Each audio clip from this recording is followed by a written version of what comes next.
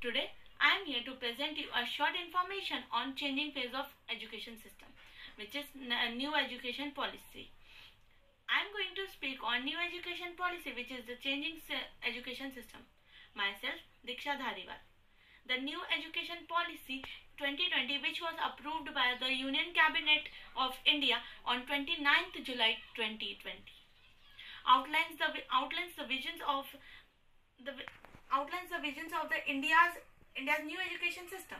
Now in this policy, many students have great opportunities to secure their futures.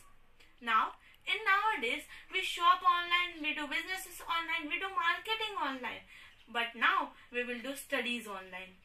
Yes, we will do studies online. But everyone knows that a coin has two sides. A coin has two sides. Like that only, this education system also have two sides, which is its advantages and its disadvantages. So let me first talk about advantages. So the advantages, the new education policy will give the importance to the students practical knowledge instead of just pushing mindless learning.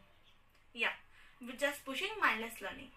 It will bring 2 crores of school children back to their main interested streams. Now the students have their own choice, own interest in which subject they want to pursue the knowledge. They want to pursue the knowledge. The new education policy would help the system to compete for the international system, the knowledge, tools and technologies, and many more. Now the students would understand the logic behind the topics which they study, and would enjoy the learning new and different things. So friends, now what are the disadvantages of it, which is the new education policy and changing phase of education system? So let us now talk about the disadvantages. From the changing phase of education system, many parents are afraid and they are confused about the changes in education policy, because education policy is modified after over 30 years. Language seems to be a negative factor in NEP, which is New Education Policy 2020. The policy says the mother language, local or regional language is the best medium of the instructions in all the schools up to class 5th, preferably till class 8th and beyond. There is a huge dropouts in various schools educations due to the exams. Only 70% of students have completed their schoolings till senior education, that is class 12th.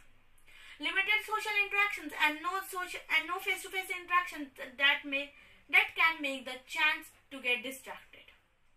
The learners who are less determined and lacks self motivations, that there is a chance of them to get distracted is very high. There is a lesser focus on a character buildings, as many schools do not prefer the lessons on good mannerisms. So friends, I conclude here by saying that the NEP, which is New Education Policy 2020, is a good policy. So it aims as making the education system holistic, flexible, and